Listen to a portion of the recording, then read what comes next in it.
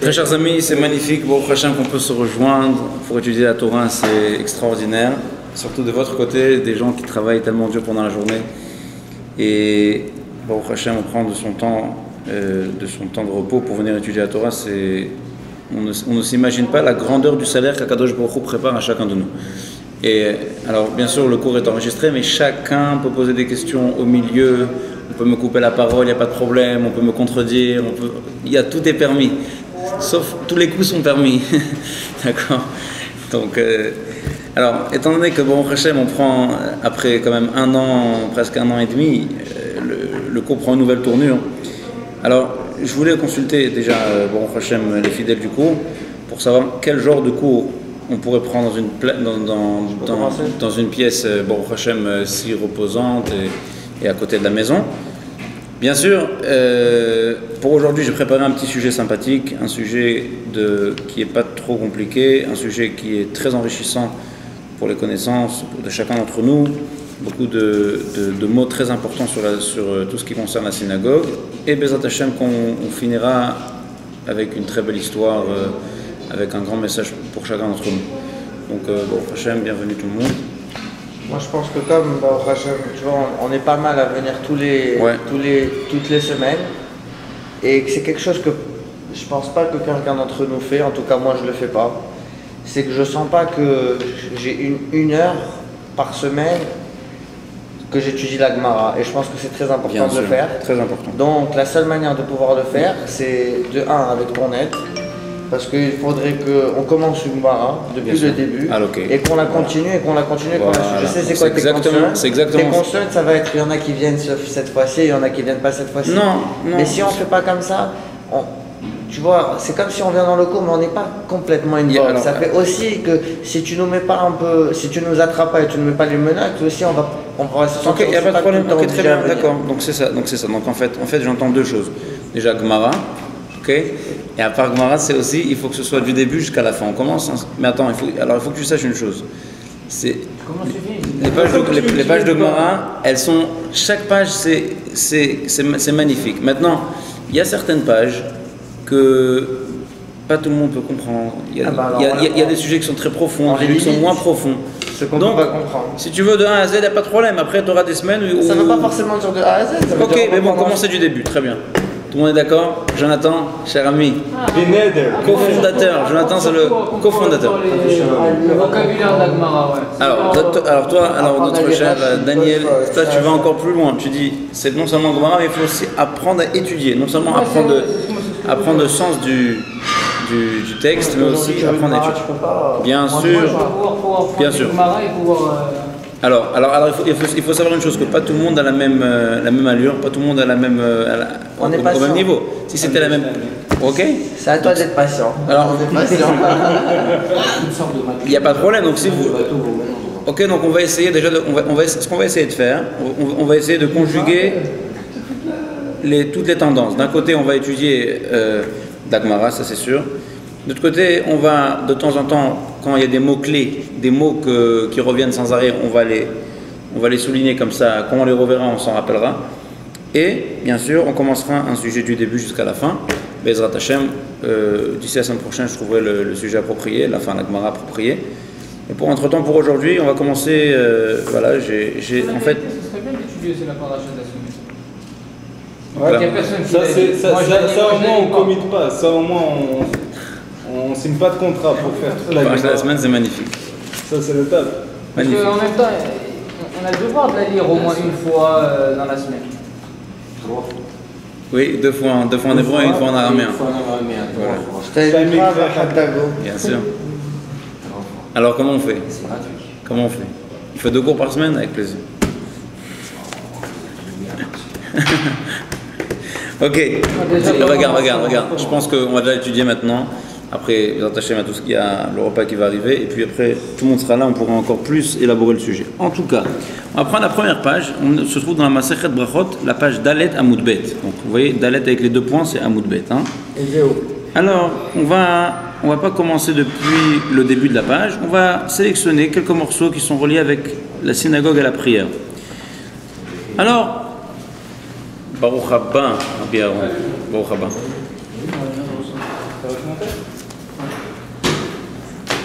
Non, c'est 2 pages par personne. Hein.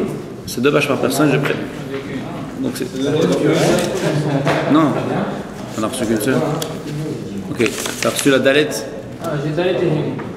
Oui, mais c'est Dalet et He et Vav. Moi j'ai que Dalet et He. Dalet et He et De toute façon, Vav. on commence par Dalet et He. Bon, ok, on va commencer par Dalet, puis après on trouvera la page parce que j'ai l'impression que je n'ai pas reçu toutes les feuilles que j'ai demandé de recevoir. Ok, bon, on y arrivera. Alors on y va.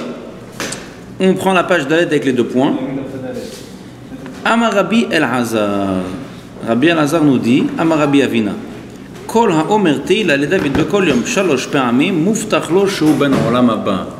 Tout celui qui lit le chapitre de Ashrei Yoshvei Betecha 3 fois par jour, il lui est assuré qu'il aura l'olam haba. Il est assuré à avoir une part au monde futur. S'il fait quoi? Celui qui lit le Teilim qui commence par Teila les David. Alors qu'est-ce que ça veut dire? D'abord il faut savoir une chose. Quelle est la structure de la prière? La structure de la prière, il y a une bracha au tout début de la prière.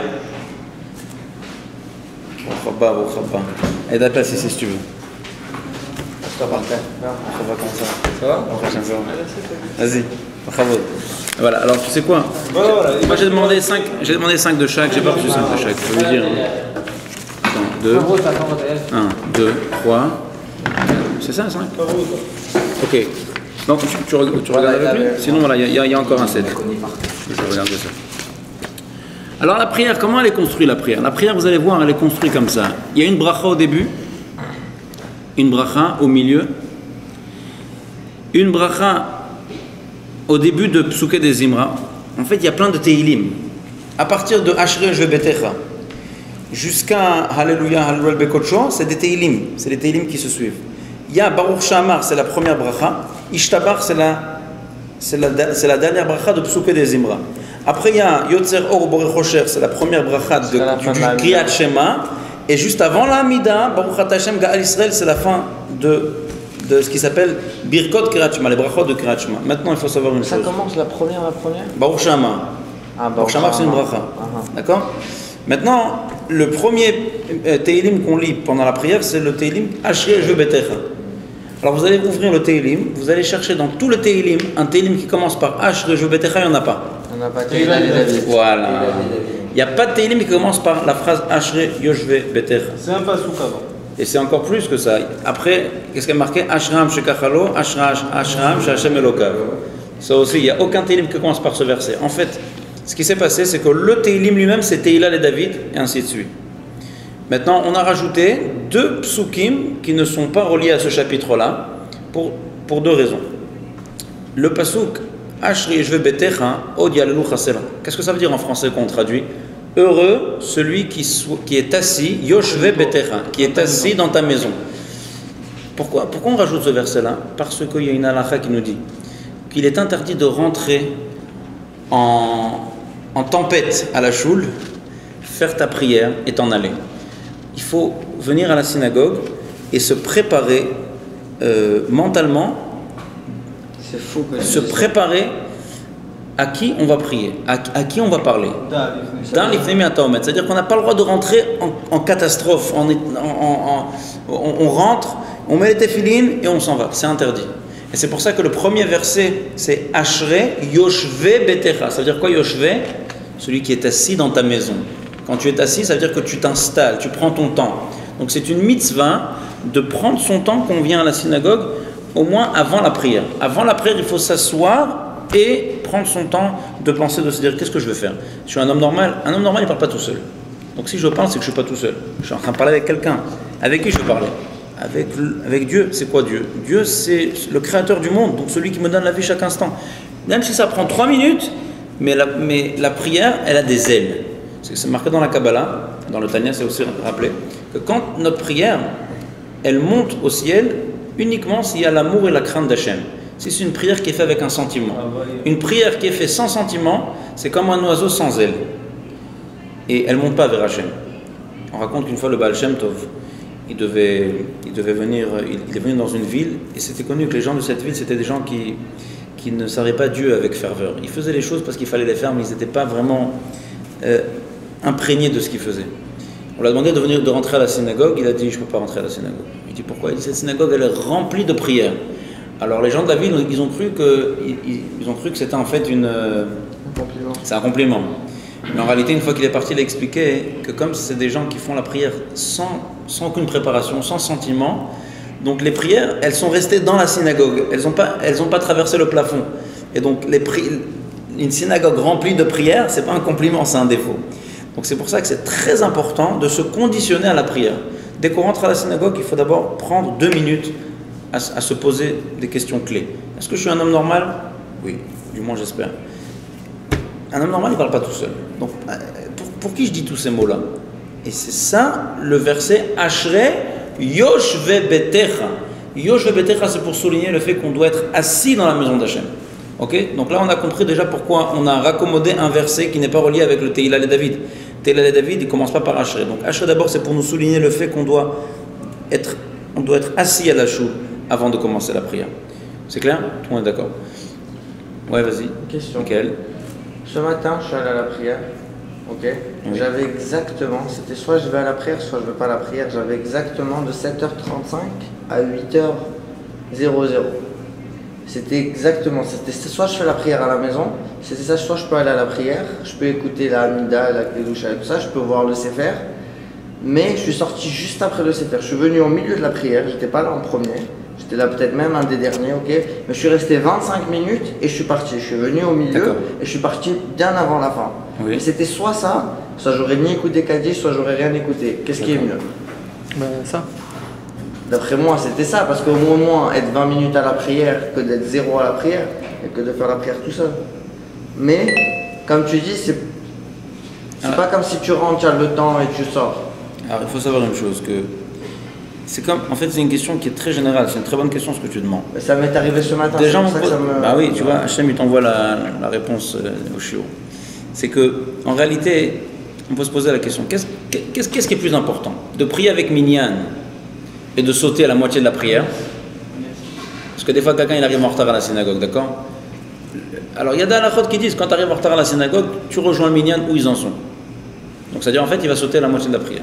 Alors qu'est-ce qu'il vaut mieux faire? Est-ce qu'il vaut mieux sauter la moitié de la prière et prier avec le minyan, ou bien rattraper la prière, ou bien non, commencer depuis le début et pas prier avec minyan? Parce que pour prier avec minyan, il faut que ta amida soit faite en même temps que tout le monde. Tu peux commencer depuis le début et être à la synagogue. Non, mais quelqu'un qui arrive au milieu.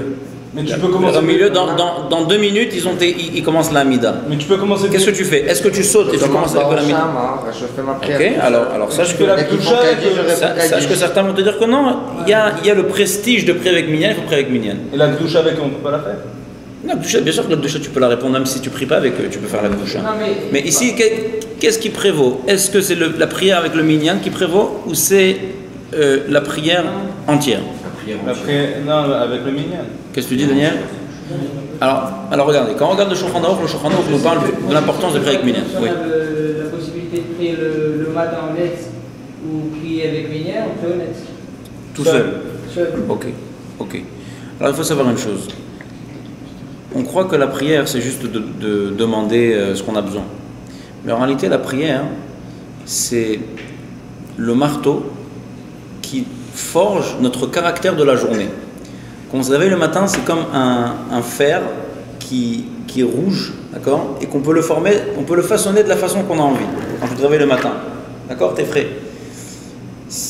Quand on va à la prière, elle fait que c'est le moule qu'on va avoir pendant la journée. Quelqu'un qui fait une prière avec kavana, eh ben, sa journée elle sera différente que s'il fait une prière bâclée. 100%. D'accord? Alors, en fait, il faut que tu décides qu'est-ce qui t'intéresse. Est-ce que tu as envie d'améliorer ta personnalité? Et là, on te dit, tu pries à ton allure, même si le minyan va faire la hamida et tu vas rater le minyan, l'essentiel, c'est que tu es pris avec kavana. Parce qu'il faut savoir une chose, que la force du minyan, c'est après qu'il y ait une prière. S'il n'y a pas de prière, le fait que tu sois avec minyan, ça ne va rien aider. Quelqu'un qui fait une prière sans penser aux mots, il n'a pas d'intention, il n'a pas arrêté de penser à la banque, au travail. Ok, il a dit les mots avec minyan, mais Non, mais peut-être qu'il comprend pas. Le minyan, c'est un propulseur, tu comprends? S'il n'y a rien, s'il n'y a pas de prière, qu'est-ce que le minyan a propulsé ici? Qu'est-ce qu'il a fait le minyan? Tu comprends? Il faut utiliser le propulseur, mais il faut qu'il y ait quoi envoyer vers Hachem, tu comprends? Comme une voiture. Ok, donc il faut que la voiture elle soit là. Donc c'est pour ça qu'il faut qu'il y ait tfila, beminyan. Tfila, c'est que la prière soit une prière, et en même temps, il faut qu'il y ait aussi la force du minyan.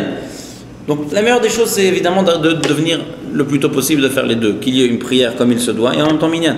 Mais si quelqu'un ne peut pas le faire, alors il y a sur ça plusieurs opinions. L'opinion qu'on m'a dit, et que j'ai étudiée et que je conseille, c'est le fait que la personne se focalise sur la tfila, même s'il va rater le minyan.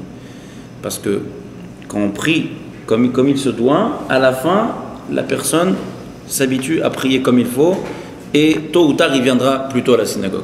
Plutôt que de venir, parce que vous savez, à la fin, qu'est-ce qui se passe? Quand quelqu'un vient souvent en retard, et il se rend compte que... Il est en retard. Non, mais ça vaut le coup après, parce qu'il vient en retard, il saute la moitié de la prière, et il sort avec tout le monde.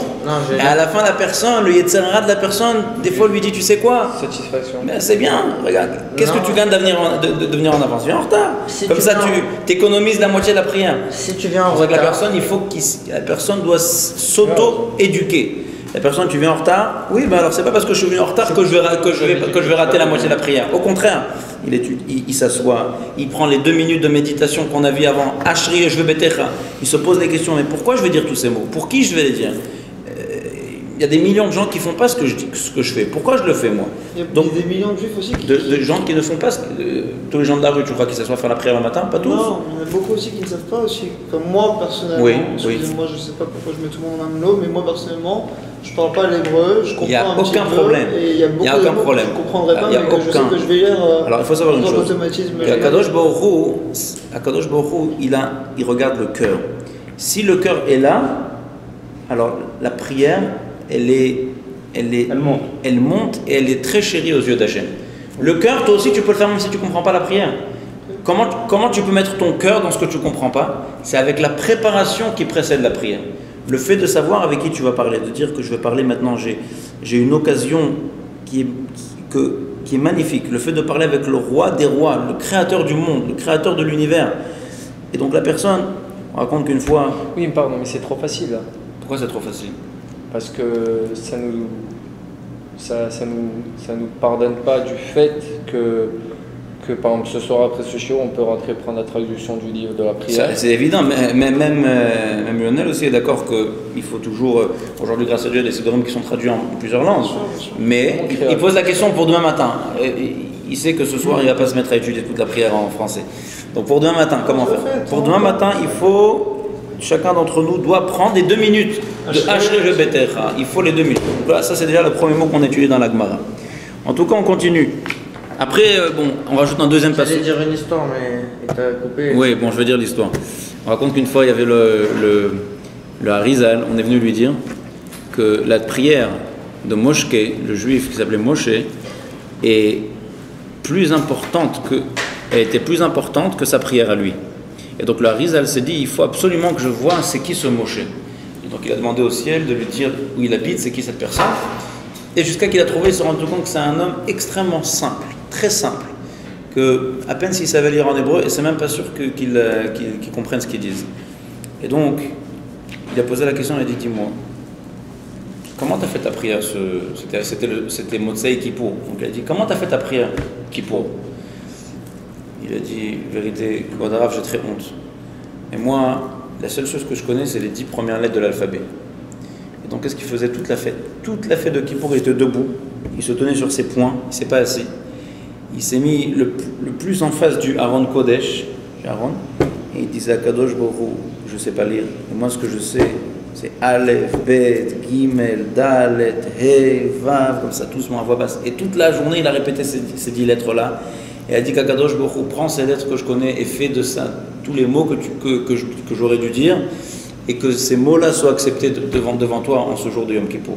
Et du ciel, on a révélé au Harizal que cette fille-là, elle avait un avantage par rapport à la sienne. Alors on peut se poser la question, comment ça? Le Harizal, il avait toutes les kavanotes, Évidemment que le Harizal, il avait une prière qui ouvrait tous les cieux. Mais ce qu'on a voulu enseigner au Harizal, c'est que des fois le juif avec son cœur, il peut aussi lui aussi arriver à ouvrir les yeux. Et donc c'est pour ça que c'est très important d'avoir ces 2 minutes de méditation avant la prière. Parce que s'il n'y a pas ça, la prière n'a pas des ailes. Même si on comprend ce qu'on dit, c'est pas la même chose. Il faut toujours avoir les 2 minutes qui précèdent la tefila.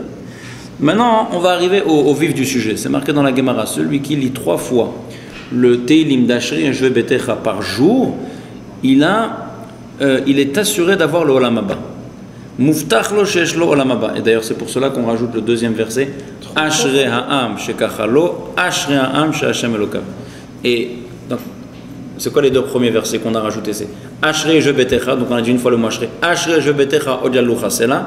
Ashri ha'am shekachalo, Ashri ha'am she'Hashem Elokav. Donc on a dit 3 fois le mot Ashri pour nous dire que celui qui lit 3 fois ce verset, ce chapitre de Teilim, il est assuré, tamponné qu'il n'aura pas au monde futur à 100%. Ok? Maintenant, nous, comment on lit pas 3 fois, on lit combien de fois? 2 fois. 2 fois le matin. 2 fois le matin, une fois Mitra. Quand il y a Moussaf, 2 fois Shachrit, une fois Mitra. 2 fois le Shachrit et une fois. Une fois Shachrit, Combien? 2 fois Shachrit. 2 fois Shachrit. avant Alléluia. 2 fois Shachrit. une fois Mitra. Et une fois Mitra. Chazak ou donc très très bien, voilà. On lit déjà 3 fois ce verset. 2 fois Shachrit et une fois Amincha. Et donc, c'est justement pourquoi on a dû lire une 2e fois. Je comprends pas, on a fait Ashri déjà après Baruch She'amar. Pourquoi on doit refaire encore une fois Ashri après l'Amida? Justement parce que la Gemara nous dit que celui qui lit le Ashri 3 fois dans la journée, il a Olam Haba assuré. Vite fait, rapidement. C'est Baruch She'amar avant Ishtabach, c'est une prière. Ça, c'est le Psuké des Imra, ça s'appelle. Okay, ça, c'est les louanges qu'on fait à Hachem. Okay. Et après, il y a les brachot du Kriyat Shema. Brachot du Kriyat Shema jusqu'avant la Hamida. Donc, c'est le Yotzer. Ok, le Yotzer. Et après, Baruch Hashem Gal Israël, c'est la fin des brachot de Kriyat Shema. En fait, le Shema Israël, il a l'air isolé, mais en vérité, il n'est pas isolé. Le Kriyat Shema, il vient avec une bracha avant, une bracha après. La bracha qui précède le. En fait, le Kriyat Shema vient avec 2 brachot avant. Le Yotzer. Il y a le Yotzer. Après, il y a la Yotzer HaMeorot. Voilà, Yotzer HaMeorot. Ahavat Olam, Baruch Hashem, Abocher Bamo Israël Be'ahava. Donc, c'est 2 brachot avant le Shema du matin et une bracha après le Shema. D'accord? Donc, ces brachot-là ne sont pas là comme ça par hasard. C'est parce que c'est ça qui enveloppe la mitzvah. Si on. Je n'ai pas envie de dire si on devait choisir, mais c'est quoi les parties les plus importantes à faire dans la prière de Shachrit? C'est comme si dans un moteur, c'est quoi les parties les plus importantes? Choisir. Il y a chaque partie qui demande quelque chose. Chaque partie est très importante. Sache que il y a 4 mondes. Regarde, je vais dire quelque chose. Dans la Kabbalah, c'est écrit qu'il y a 4 mondes principaux. Le monde de Asiya, le monde de Yetzira, le monde de Bria, le monde de Hatzilut. Donc un jour, Bezrat Hashem, on arrivera à expliquer c'est quoi la différence. Mais en réalité, quand on voit la prière, elle a les 4 échelles. C'est une échelle de 4 marches. De Hodou jusqu'à Baruch She'amar, c'est comme le monde de Asiya. De Baruch She'amar jusqu'à Ishtabar, c'est le monde de Yetzira. De Ishtabar jusqu'à la Hamida, exclut la Hamida. Donc tout le Birkot Kriyat Shema, c'est le monde de Bria, et la Hamida elle-même, c'est le monde de Hatzilut. C'est pour cela qu'on est debout devant. C'est le plus grand. Voilà, le monde qu'on est debout devant Hachem et on parle à voix basse. Parce que le monde de Hatzilut, c'est le monde qui est le plus proche d'Hachem. Donc, tu comprends, tu veux partir à l'échelle, tu veux partir à la 3e marche, il faut passer par la première, la 2e marche. Bien sûr, dans l'halakha, c'est marqué, si quelqu'un ne peut pas faire toute la tefila, alors on lui dit de se focaliser sur les brachot, déjà commencer Baruch She'amar, faire Ashri au milieu, faire Ishtabar, après la bracha Yotzer O, la bracha laquelle Baruch, etc. Mais ici, on est en train de comprendre comment faire la tefila de la meilleure façon possible. Donc, on continue. La Gemara nous pose la question Maïta'ama. Donc, Maïta'ama, un mot-clé. Maïta'ama, pourquoi? Qu'est-ce que ce mizmor a fait de spécial pour que, si on le lit 3 fois dans la journée, on a Olam Haba? Qu'est-ce qu'il y a de spécial dans Ashri?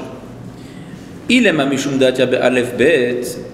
Alors on dit peut-être, parce que en réalité, quand tu prends ce mizmor de Ashri, tu vas voir, chaque verset commence par une lettre de l'alphabet. Becholdor, Avarecheka, Va'al Hashem Chalavet. Donc ta bête. Gadol Hashem Ulal Meod, Gimel. Dor le dor Yishabach Ma'asecha, Dalet. Hadar Kevod Hodecha, Ve'ezuz Norotecha Yomeru, Zecher, Vav, Zain, etc. Chanu Verachum. Non, Elle est préparée. Tov Hashem. Non, Tov Hashem la Kol. Yoducha, d'accord. Donc tu vas voir, t'as l'alphabet. Donc la Gemara dit peut-être c'est ça la raison, parce que étant donné que dans ce chapitre de Teilim tu as l'alphabet qui se trouve, donc peut-être c'est ça qui donne cette ségoula à ce Teilim de mériter Olam Haba. La Gemara nous repousse cette réponse. Pourquoi? Parce qu'il y a un autre Teilim qui a aussi tout l'alphabet. Lequel? Le Kuf Yutet, le 119. 119. Kuf Yutet. Est-ce que vous connaissez? C'est le Teilim le plus long du. Vous connaissez ce Teilim? Tout le monde le connaît. Heureusement qu'il a fallu 30 fois la Donc le Kuf Yutet, il s'appelle, tu sais comment il s'appelle? Il s'appelle le Tamnia Apé. Les 8 visages. Pourquoi il s'appelle les 8 visages? Parce que le Teilim 119, il a l'alphabet 8 fois. Ashret me'adarecha l'chom Hashem. Ashret, tu vas voir chaque lettre, elle est répétée 8 fois. Tu vas prendre un Teilim, ok? Tu prends un Teilim, ma'afti toratecha kol msechati. Donc tu as ma'afti toratecha kol msechati. Me'oivai tehakmeni mizrakene. Mi kol melamda iskalti ket votecha sichali. Mizkenim et bonan. Chaque lettre, elle est multipliée 8 fois. Pourquoi 8? Comme ça, Hachem il a fait comme ça David Amelech, il a eu la névoie. Donc, a priori, la Gemara nous dit, si tu veux me dire que la ségoula du chapitre de Ashrei, c'est parce qu'il y a l'alphabet. Alors quelle ségoula? Donc c'est évident que le Teilim 119 aussi, il devrait emmener Olam Haba, celui qui le lit, puisqu'il y a 8 fois là-bas l'alphabet. Et puisque Rabbi El-Hazar a dit ça uniquement sur le Teilim de Ashrei, ça veut dire qu'il y a quelque chose dans le Teilim de Ashrei qu'il n'y a nulle part d'autre. Alors qu'est-ce que... Vous comprenez? On est en train de nous dire qu'il y a une ségoula dans le Teilim de Ashrei. Pourquoi? Parce que, si tu veux dire parce qu'il y a l'alphabet, mais il n'est pas le seul à avoir l'alphabet. Voilà, il y a le 119 aussi qui a l'alphabet. Et puisqu'on dit que la ségoula se trouve seulement dans le Teilim d'Ashrei, ça veut dire qu'il y a quelque chose de spécifique qu'il y a dans le Teilim d'Ashrei qu'il n'y a pas dans le 119. Alors nous, on voit quelle est la réponse. On dit, il y a un verset extraordinaire dans le Teilim d'Ashrei qui dit, c'est marqué que ce verset-là, c'est une ségoula pour la Parnassa. Il faut, quand on lit Potach et Yadecha, il faut se concentrer dans la traduction du verset pour nous dire Potach et Yadecha, ouvre tes mains, Masbia lechol chai ratzon, et qui te donne toute ta subsistance. À tout ça. Non, ça c'est le Birkat, c'est une chose. Mais c'est ça ce que ça veut dire. Ok, d'accord. Mais la traduction, il faut bien penser à Potach, jusqu'à tel point que c'est marqué dans la halakha. Celui qui a fait Potach et Yadecha sans avoir eu de kavana, il refait. Il faut relire Potach et Yadecha. Ou il faut relire tout Ashrei? Non, le Potach. Le Potach et Yadecha, c'est la traduction. Nous, on est des gens simples. Il y a des gens qui vont te dire pense à ce shem et ce shem. Pas tout, nous, on est des gens simples. Pour nous, à notre niveau, de penser Potach et Yadecha, celui qui ouvre tes mains, ta main, ouvre tes mains, ouvre. Oui, ouvre. Umasbia lechol chai ratzon, et il rassasie à tout celui qui a volonté d'être rassasié, tout celui qui a besoin. Lechol chai ratzon, tout être vivant, non? Non, chai ratzon c'est la volonté, tout celui qui a la volonté de vivre. Donc qu'est-ce qu'on voit de là? On a envie d'attribuer la ségoula du Ashrei à ce passouk. On a envie de dire que pourquoi le Teilim de Ashrei est tellement spécial qui nous tamponne le Olam Haba, parce qu'il y a Potach et Yadecha. Et la Gemara nous dit non, c'est pas, on ne peut pas nous dire que c'est ça la raison. Pourquoi? Neima Halel Agadol, parce qu'il y a un autre Teilim, il y a un passouk qui nous dit, regardez, vous connaissez Shabbat, on lit le Odul Hashem Ketav Olam Chasdo. Il y a un Teilim qui a 26 fois, on répète Ki le Olam Chasdo. 26 fois. Et la dernière ligne, un des derniers psukim, c'est Noten lechem lechol basar Ki le Olam Chasdo, Hodu le Hashamayim Ki le Olam Chasdo, Igdal. Donc qu'est-ce qu'on voit? Donc là-bas aussi, il y a un pasuk qui nous parle du fait qu'Akadosh Baruch Hu donne la subsistance. Noten lechem lechol basar Ki le Olam Chasdo. Et pourtant, on ne dit pas que ce verset, que ce chapitre, c'est le chapitre 136, il a la ségoula de donner Olam Haba. Donc ça veut dire que le Olam Haba ne dépend pas du verset de la Parnassa.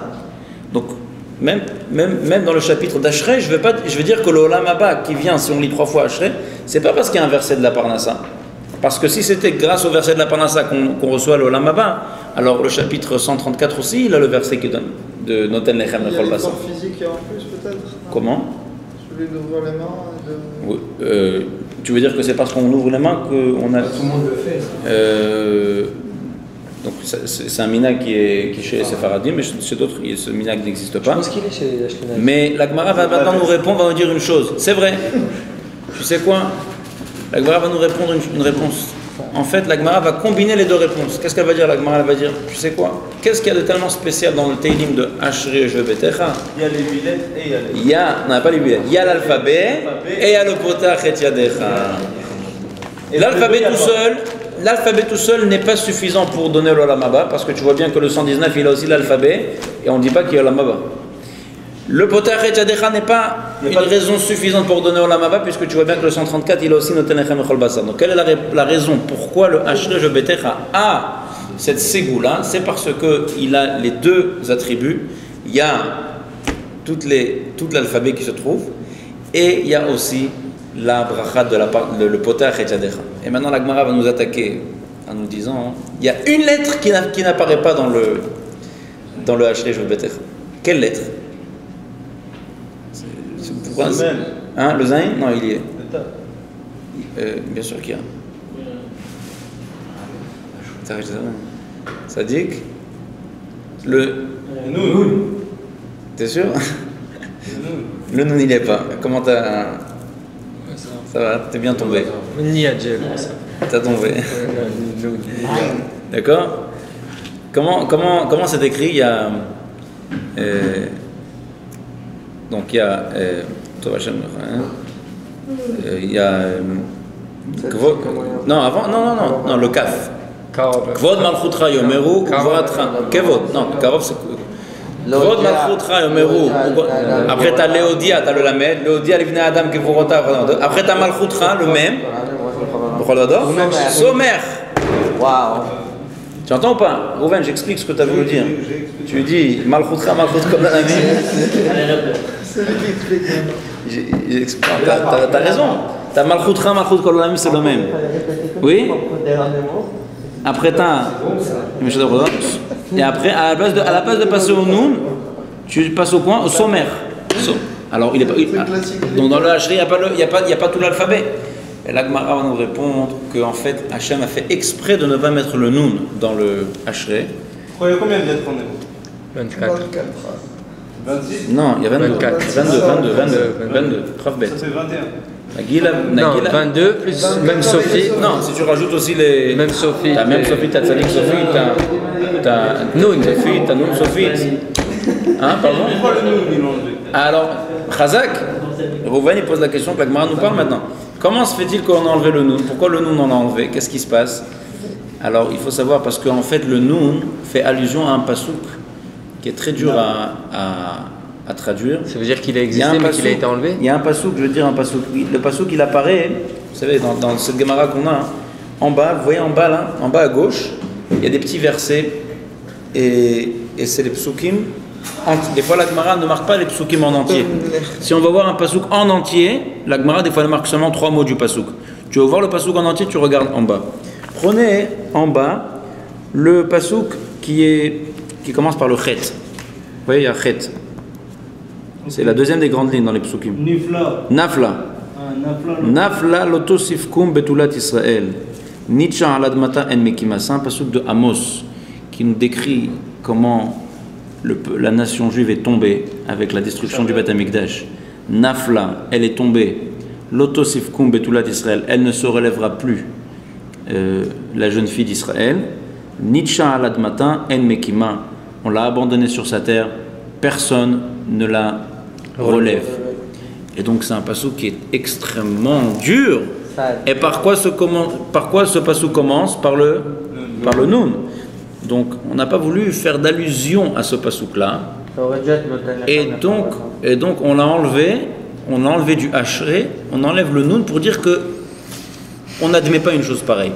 Ça veut dire que le pasouk de Nafla, il commence par un Noun, donc le Noun, étant donné que c'est un pasouk qui est triste, on l'a retiré du Hachré le Betecha. Pardon?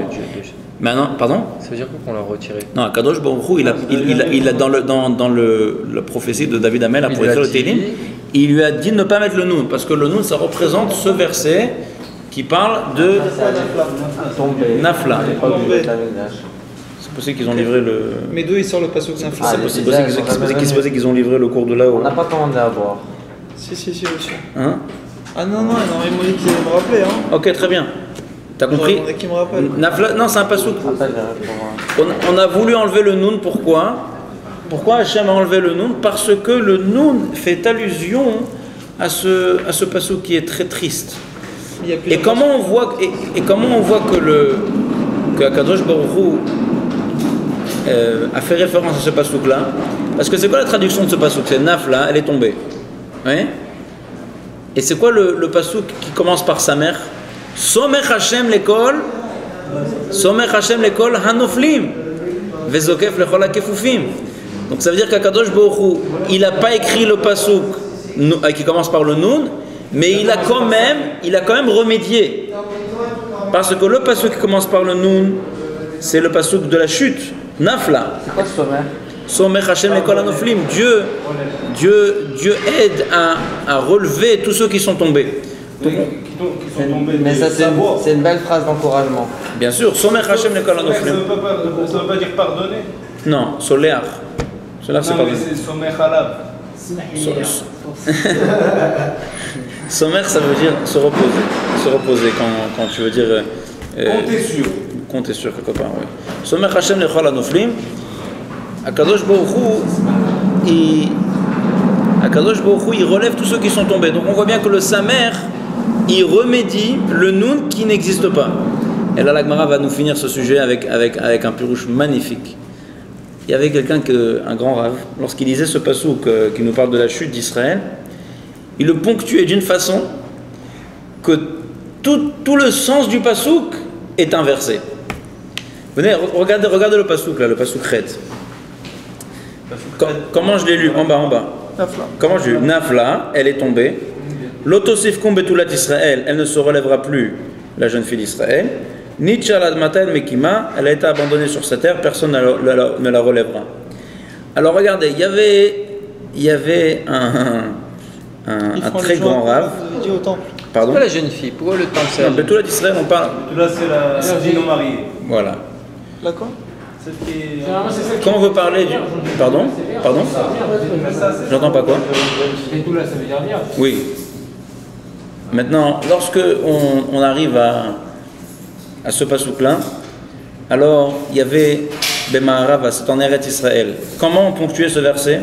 On ponctuait comme ça. Nafla l'otosif, virgule. Nafla, ça veut dire elle est tombée. L'otosif, tu rajouteras plus. Tu ne rajouteras plus de chute. Et après il continue. Kum betulat Israël. Lève-toi, la jeune fille d'Israël. Ça veut dire que maintenant, il ponctuait le verset d'une façon qu'on le lisait, c'est un verset de consolation. C'est pas Nafla l'otosif kum, elle est tombée, elle ne se relèvera plus. Non, Nafla l'otosif, elle est tombée, elle ne tombera plus. Maintenant l'ordre, c'est kum betulat Israël, lève-toi, jeune fille d'Israël. Donc là, ça veut dire quoi? Ça, c'est pas juste une magouille, c'est pas une magouille, c'est vrai, c'est marqué dans la Gemara. Ça veut dire que même dans les versets qui ont l'air tristes, des versets qui décrivent la chute du peuple juif, il y a déjà la consolation dans ce verset-là. Nafla, l'otosif, kum betulat Israël.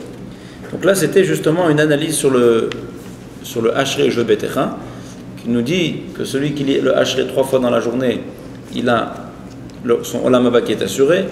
On a expliqué que la raison, c'était parce que le Hachrei a tout l'alphabet et a aussi le pasuk Potach et Yadecha. Et puis après, on a expliqué pourquoi le Nun n'apparaît pas dans le Hachrei, parce que le Nun fait référence à un verset qui parle d'une chute. Akadosh Baruch Hu a quand même relevé le peuple juif malgré la chute. Et après, on a expliqué aussi la façon extraordinaire de traduire le pasuk Nafla l'otosif, une façon de consolation.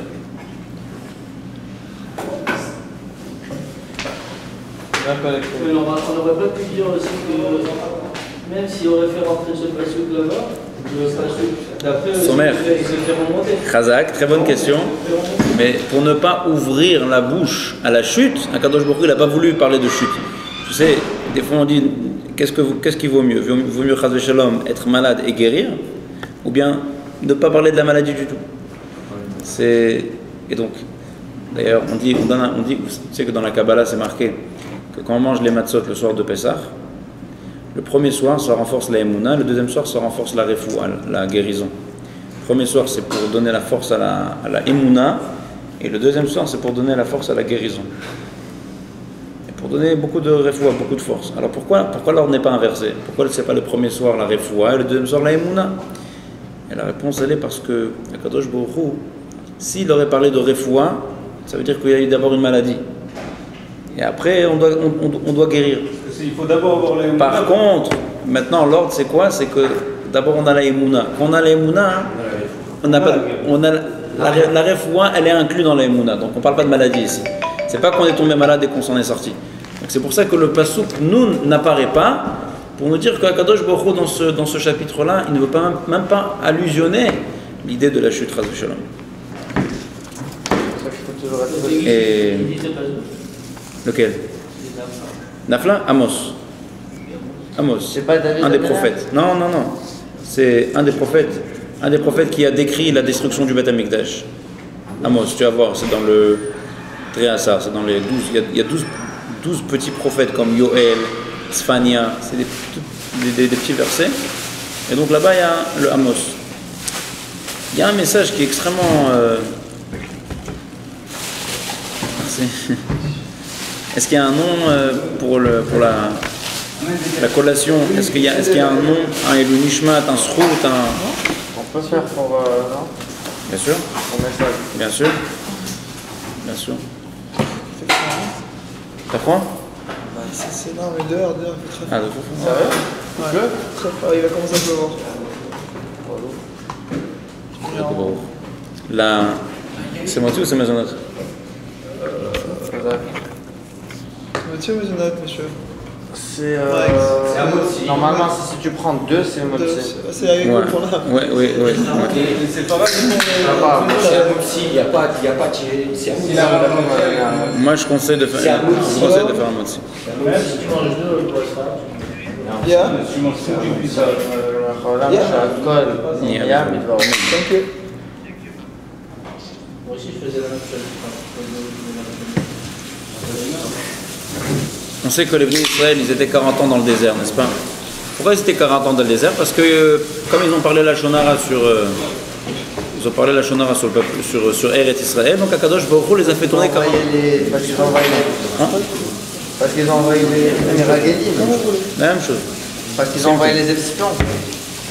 Quand les espions sont revenus, alors ils ont parlé à la Shonara sur Eretz Israël. Alors Hachem a dit, vous parlez à la Shonara sur Eretz Israël, d'accord. Donc ils ont été punis de ne pas rentrer en Israël. La question qu'on pose est la suivante. Qu'est-ce qu'Akadosh Baruch Hu voulait? Akadosh Baruch Hu voulait les empêcher de rentrer en Israël pendant 40 ans, le temps que toute la génération vont quitter ce monde, vont mourir, n'est-ce pas? La question qui se pose ici, c'est que si Akadosh Baruch Hu veut les empêcher de rentrer en Eretz Israël pendant 40 ans, il aurait pu les mettre dans un pays, dans une ville, et là-bas attendre 40 ans. Pourquoi Hachem les a fait tourner 40 ans dans le désert? C'est la paracha qu'on a eu la semaine dernière.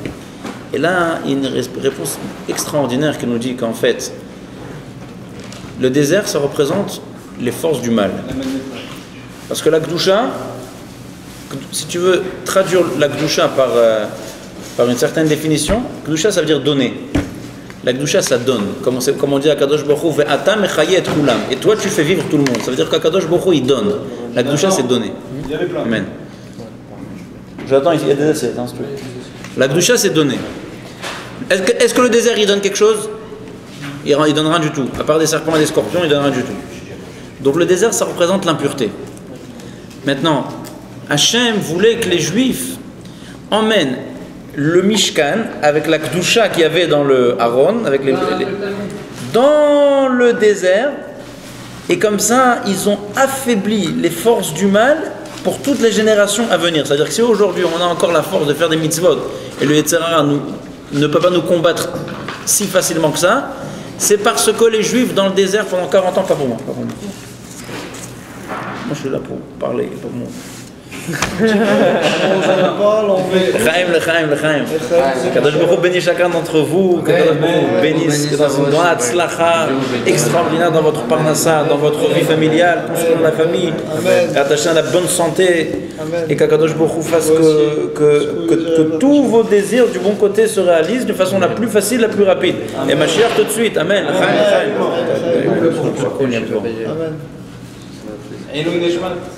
Vas-y, dis.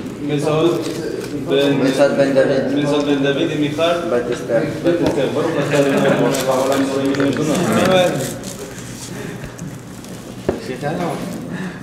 Regarde, c'est maintenant. C'est la caméra qui ne peut pas manger. Vas-y, bravo. Moi j'ai mangé maintenant. Tu vas garder. Bon, ok. Alors vous avez compris l'idée, c'est qu'Akadosh Baruch Hu, il a voulu les faire tourner dans le désert pendant 40 ans, parce que par les 40 ans qu'ils ont tourné dans le désert, ils ont affaibli les forces du mal et nous ont en fait préparé le terrain. S'ils n'auraient pas fait ces 40 ans dans le désert, alors les forces du mal seraient très très fortes, extrêmement fortes aujourd'hui.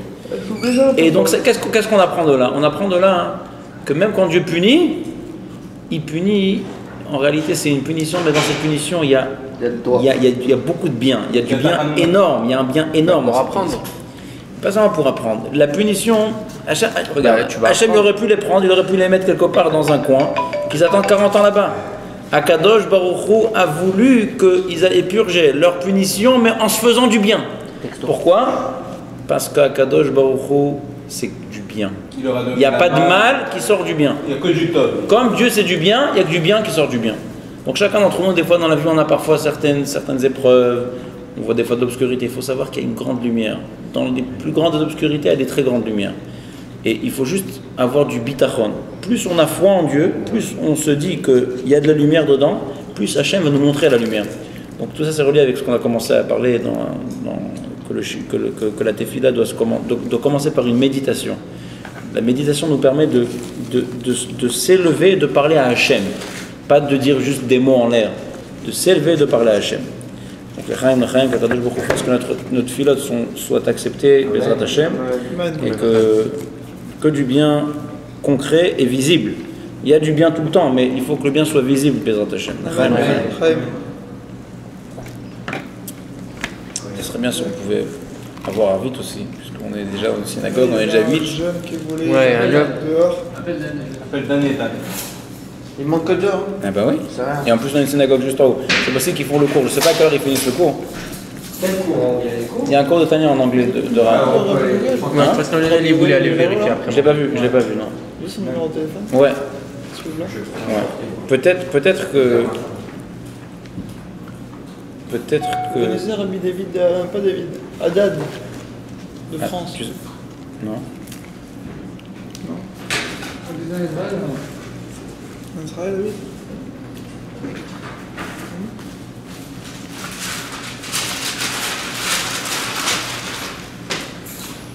C'est pas pour moi, c'est pour ma femme.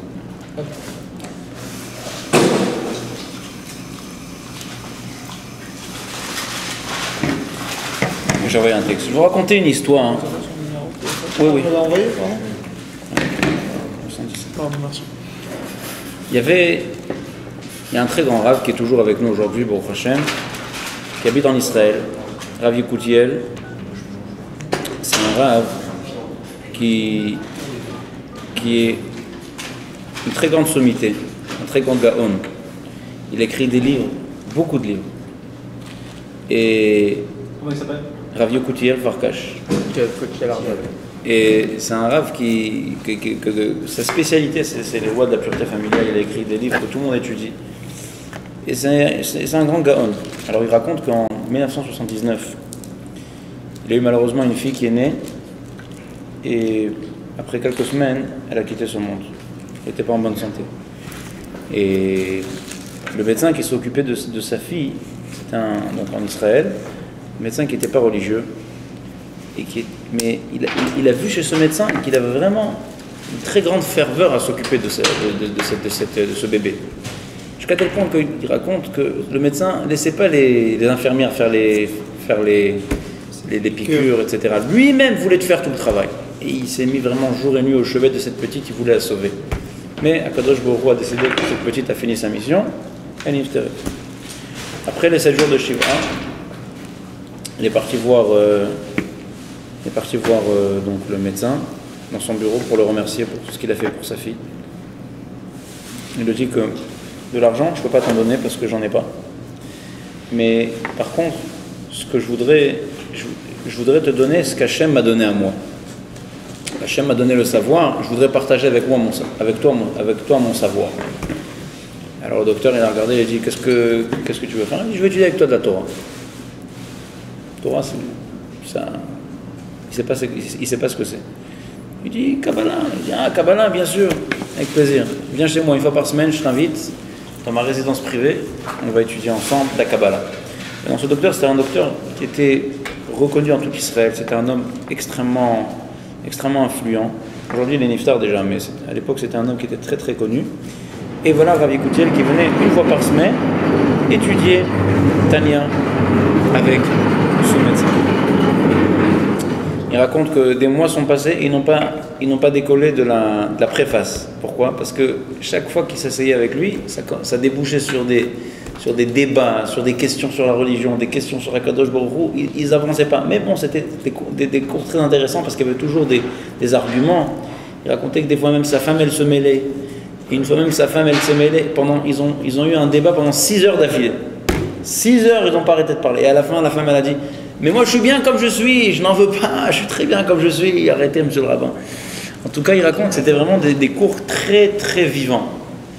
Et voilà qu'une fois, il vient, donc c'était mardi, après c'est devenu lundi, il vient, il frappe à la porte de la résidence pour venir donner le cours. Et il voit que tout est obscur, il n'y a pas de lumière. Il frappe une deuxième fois, une troisième fois. Voilà le docteur, le médecin, ouvre la porte. Il ouvre la porte avec des lunettes noires, lunettes de soleil, des lunettes de soleil. Tout était noir dans la maison, il n'y a pas de lumière allumée. Et le docteur avait ses lunettes de soleil. Et le Rav demande au docteur, il dit qu'est-ce qui se passe? Il lui dit sa femme elle va mourir. Comment ça? Ta femme? Comment ça va mourir? Oui, ça fait déjà 1 semaine que dès qu'elle s'allonge pour s'endormir, aussitôt qu'elle commence à trouver le sommeil, elle devient emparée de convulsions. Elle a des convulsions dans tout son corps. Elle a des crampes qui prennent ses mollets. Sa langue se convulse. C'est atroce. Et donc, qu'est-ce qu'elle fait? Ça fait déjà 1 semaine. Elle met tout en sorte, elle met tous ses moyens pour ne pas s'endormir. Parce qu'elle sait que dès qu'elle commence à s'endormir, elle souffre d'une façon atroce. Et donc ça fait, elle reste debout, elle se tient à côté du mur, elle ne veut pas dormir, ça fait 1 semaine qu'elle n'a pas dormi. Donc c'est un danger de mort, une femme, quelqu'un qui ne dort pas. Donc, 5 jours seulement. Il a dit voilà, elle a dit ça fait déjà 1 semaine qu'elle n'a pas dormi, et donc elle va mourir. Et donc alors le Rav il dit mais attends une seconde, t'as demandé bracha au tzaddik, au Rabbi? Il dit écoute, tu sais, on n'y croit pas, on n'est pas très croyant, mais il dit écoute, moi si tu veux, moi je peux te demander bracha. Alors le Rav il dit non, la prière, c'est marqué dans la Gemara que la prière est acceptée quand c'est le malade qui prie. Quand c'est les amis du malade, ça peut être éventuellement aussi accepté. Mais la meilleure des prières, c'est la tefila du malade. Donc il faut que ce soit elle qui écrit la lettre au Rabbi. Alors ils sont partis la voir. Ils ont dit, tu veux peut-être écrire ton nom, demander bracha de Refoua Shlema. Il dit, mais qu'est-ce que... Moi, Refoua Shlema, quel Refoua Shlema? Moi d'abord le Rabbi, je ne le connais pas, ni il me connaît. Les médecins, ils ont vu, ils ne savent même pas ce que c'est, ce que j'ai. Et tu crois qu'un homme qui est assis à Brooklyn, il va m'aider alors que les médecins... Mon mari, c'est un médecin, il ne sait même pas ce que c'est. Arrête tes histoires. Et il a essayé de la convaincre. Écris 2 lignes, ton nom juste. Non, laisse tomber. Alors à la fin, le Rav, il est parti à l'extrême, il a dit alors, donc tu vas mourir dans 2-3 jours, n'est-ce pas? Et on va écrire sur ta pierre tombale que tu as fait Messirut Nefesh, tu as donné ta vie pour ne pas écrire au Rabbi Lubavitch. Parce qu'elle est morte pour ça. Du coup, elle s'est dit, bon, tu sais quoi? Donne-moi un stylo. Et elle écrit. Voilà, je m'appelle Andriana. Andriana, Bat, un nom inconnu. J'ai besoin de Refoua Shlema, sans préciser quoi que ce soit. Donc, le Rav a pris le papier. Et il a dit donc au docteur et à sa femme, il lui dit comme ça, il dit écoute, la réponse du rabbi, elle vient en fonction du fuseau horaire américain. Donc c'est possible qu'on va vous appeler à 3h du matin chez vous ici. Il faut que vous soyez prêt à côté du téléphone, vous sautez sur le combiné, vous ne laissez pas l'appel passer parce que la réponse est la réponse. Le docteur a dit ok, et si tu crois que ça va nous aider, pourquoi pas. Et voilà que un jour passe, 2 jours passent, et puis le Rav appelle au téléphone, il dit est-ce que vous avez reçu une réponse du Rabbi? Il dit oui. Quelle était la réponse du Rabbi?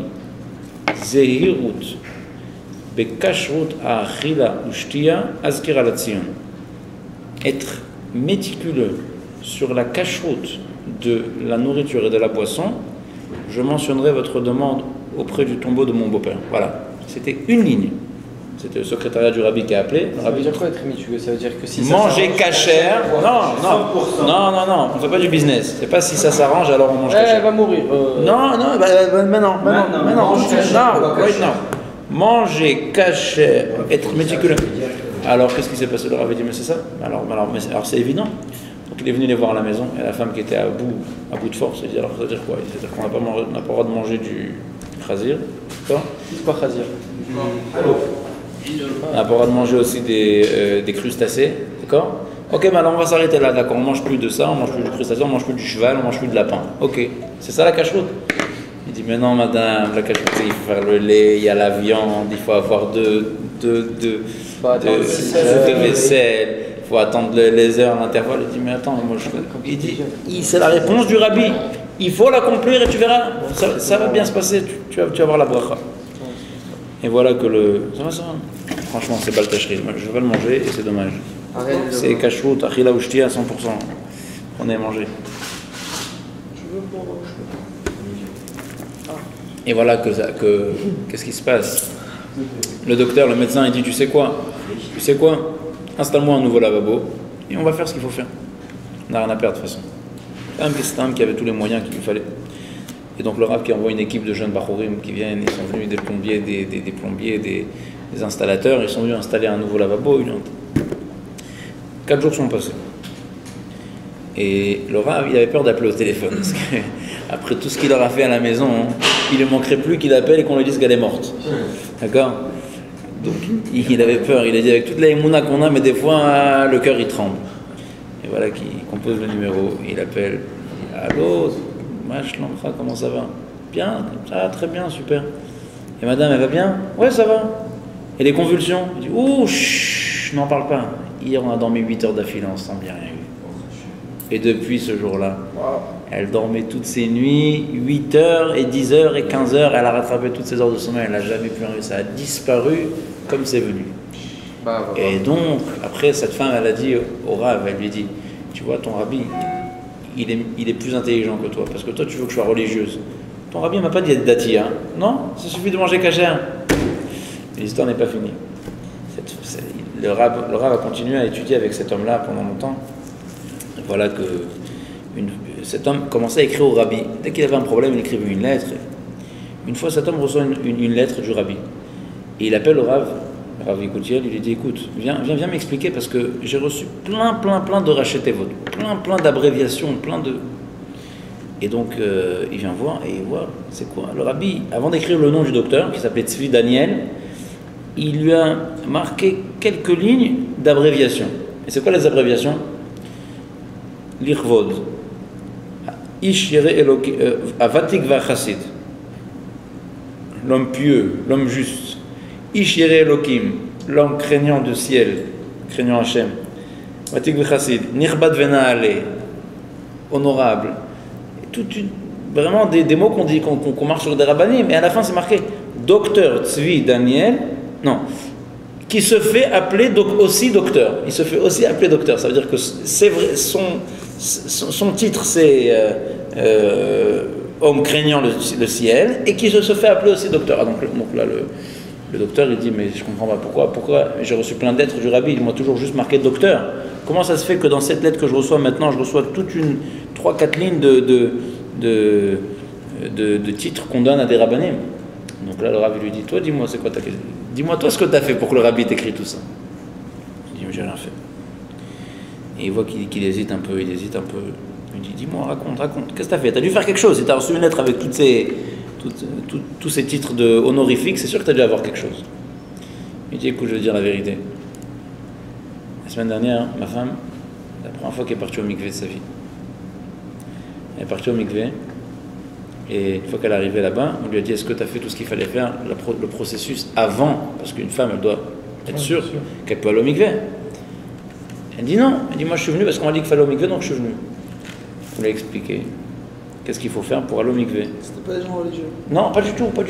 Tu vois bien ce qu'ils ont pris comme cache-route, ce qu'ils ont arrêté de manger. D'accord? Et voilà que, donc, la semaine dernière, elle est partie, elle est revenue chez elle, elle a fait tout ce qu'il fallait faire, elle dit, et aujourd'hui, c'est la première fois que ma femme va au mikvé d'une façon cachère de toute sa vie. Et donc le rabbi a dit, voilà, le rabbi, il a vu dans ta neshama une kedusha très spéciale qui s'est accrochée à ta neshama. Et c'est pour ça que tu as mérité tous ces titres honorifiques, parce que le rabbi a vu que maintenant tu allais commencer à garder la pureté familiale, et le fait que tu gardes la pureté familiale, ça a boosté ta neshama d'une façon que le rabbi, il peut donner tous ces titres comme s'il parlait à un rave. Parce que la pureté familiale, c'est une pureté de la neshama. Et donc, bien que c'était un juif qui ne faisait pas Torah mitzvot, qui était éloigné de tout, on a pu voir que le fait d'être méticuleux sur la pureté familiale, ça lui donnait des titres qu'on donne normalement à des rabbanim. Alors, le chaim, qu'on soit tous, Baruch Hashem, qu'on se purifie avec l'étude de la Torah, qu'on soit, Bezrat Hashem, assidus au shiur. Maintenant, regardez, Baruch Hashem, quel local magnifique on a, grâce à Dieu, à notre disposition. On va, Bezrat Hashem, pendant la semaine, trouver le sujet, l'Agmara approprié. Comme ça, on pourra commencer un sujet et aller jusqu'au bout. Bezrat Hashem. Et qu'Akadosh Baruch Hu fasse que nous avons Mashiach très très prochainement, qui enlève toutes les peines qu'il puisse avoir dans le monde, chez les Juifs. Et qu'Hachem envoie la réfoua shlema à Tamar Bat Keren, un bébé, non. Un petit bébé de 1 an et 8 mois qui ont décelé la maladie d'Israël, qui est venu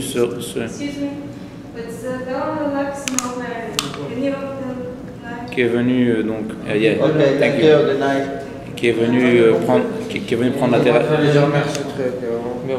qui est venu pour se faire guérir ici à l'hôpital. Donc Kadosh Baruch Hu envoie une réfoua shlema à ce bébé de 1 an et 8 mois. Tamar Bat Keren, Kadosh Baruch Hu envoie une réfoua shlema krova. Kadosh Baruch Hu fasse que chacun d'entre nous a tout ce qu'il faut du bon côté et de la façon la plus large. Celui qui doit se marier, qui trouve très rapidement son vrai mazal, et celui qui doit avoir une parnassa, que sa parnassa s'élargit, faradsta en long et en large d'une façon facile, et que celui qui doit avoir la bonne santé, que sa santé se solidifie et qui ait une santé Bezrat Hashem qui va en s'améliorant dans tous les points matériels et spirituels, et qu'on mérite tous très prochainement la venue du Mashiach. Vous avez dit, tu as dit la femme? La femme? Le zivou? Oui, j'ai dit. Rabbi, je me rappelle quand on était petit, on lisait ça, Torah, Tzivala, Moshe, il y a 12 comme ça. Non, les 12 Poukim, bien sûr. Où je peux les avoir? Partout. On les connaissait par cœur à l'époque. Bien sûr. C'est quoi le deuxième? Shema Israël. Bechol Dor Vador. Bechol Dor Vador, Chaya Vador. Il écrit aussi.